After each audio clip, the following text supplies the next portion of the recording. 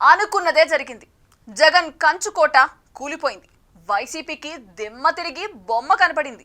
Pulivendula ZPTC ఉప ఎన్నికల్లో fan పార్టీకి కనీసం డిపాజిట్ కూడా రాలేదు. కానీ విని ఎరుగని బంపర్ మెజార్టీతో అక్కడ టీడీపీ అభ్యర్థి గెలుపు జెండా ఎగరవేశారు. అసలు ఎందుకు జగన్ అంత ఘోరంగా ఫెయిల్ అయ్యారు? సొంత నియోజకవర్గంలోనే ఇంత తిరుగుబాటు ఎందుకు? ఇక కూటమి నెక్స్ట్ టార్గెట్ పులివెందుల అసెంబ్లీయేనా?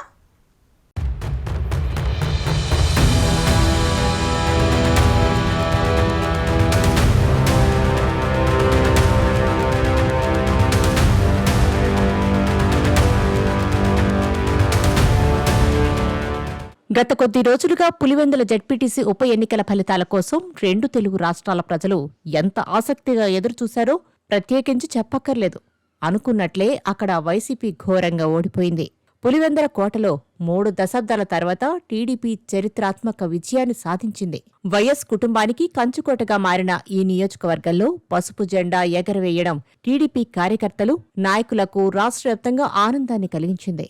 కడప జిల్లాలోని పులివెందుల అసెంబ్లీ నియోజకవర్గం అంటే దశాబ్దాలుగా వైఎస్ కుటుంబం ఆధిపత్యం కొనసాగుతున్న ప్రాంతం. ఈ నియోజకవర్గ పరిధిలో 7 మండలాలు ఉండగా దాదాపు అన్ని చోట్ల వైఎస్ కుటుంబ శాసనమే కొనసాగింది. ఈ సుదీర్ఘ ఆధిపత్యానికి తొలిసారి టీడీపీ గండికొట్టింది. ముఖ్యంగా నియోజకవర్గ కేంద్రం పులివెందుల జెడ్పీటీసీ స్థానాన్ని కైవసం చేసుకోవడం ద్వారా సరికొత్త రికార్డు సృష్టించింది. అంతేకాకుండా ఇంతకాలం ఎదురులేదని భావించిన చోటే వైసీపీ అభ్యర్థి డిపాజిట్ కోల్పోవడం మరో విశేషం. ఈ పరిణామంతో వైసీపీకి భారీ షాక్ తగిలినట్టయింది.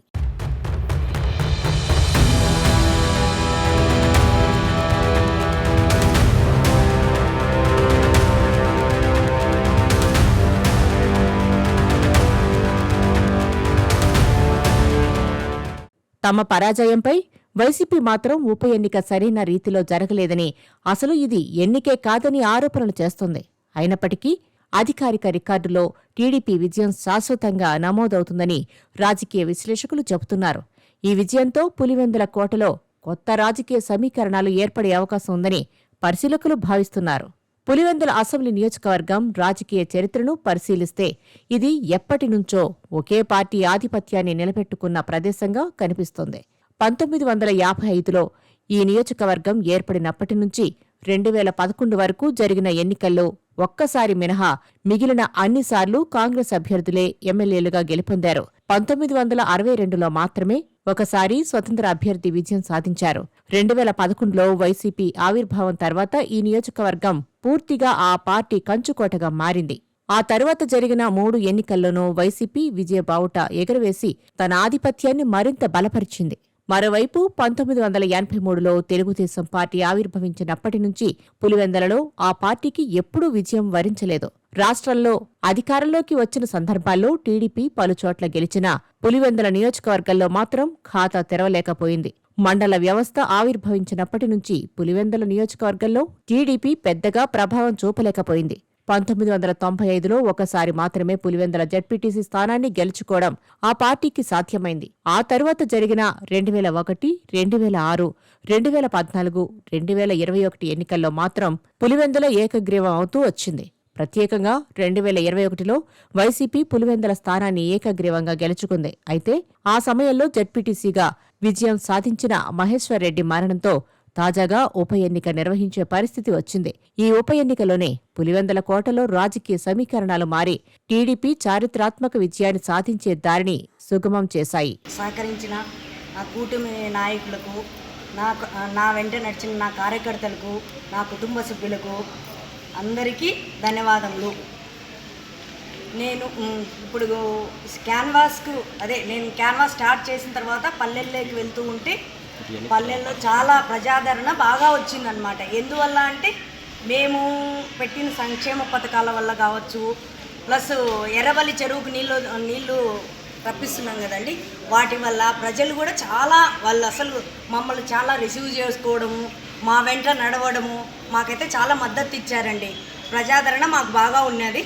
అందువల్లనే మేము అత్యంత మెజార్టీతో గెలిచామన్నమాట. ఓకేనా? అవునండి, ఆమె కూడా ఫోన్ చేశారు, నన్ను కంగ్రాట్స్ చెప్పారు. నేను కూడా ఆమెతో మాట్లాడాను.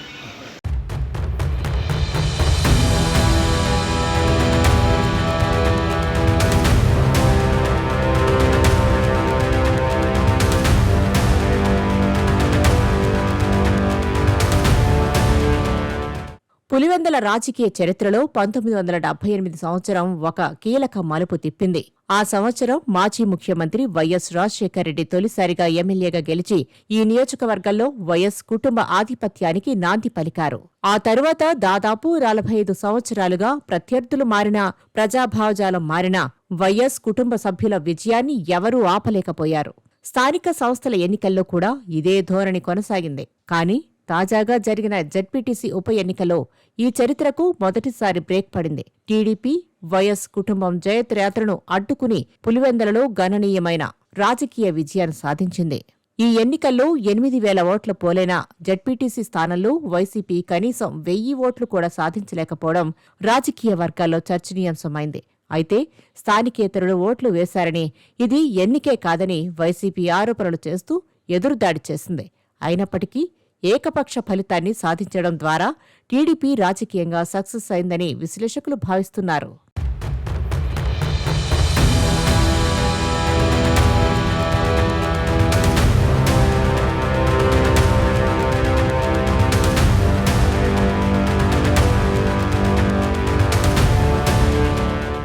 ఇప్పుడు పులివెందుల జెడ్పీటీసీని మాత్రమే గెలుచుకుంది టీడీపీ.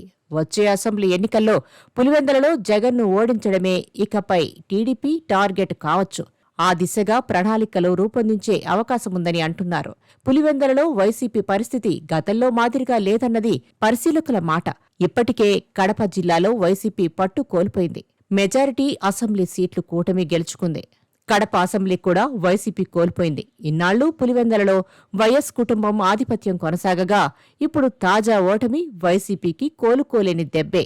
కుప్పల్లో నాడు చంద్రబాబును ఓడిస్తారని జగన్ బీరాలు పలికారు. ఆ సంగతి ఏమోగాని ప్రస్తుత ఓటమి చూస్తుంటే వచ్చే ఎన్నికల్లో జగన్ గెలుపు కష్టమేనేమో అనే అనుమానం వైసీపీ శ్రేణుల్లోనే మొదలైందట. చూడాలి మరి వైసీపీ ఫ్యూచర్ ఏంటో అన్నది.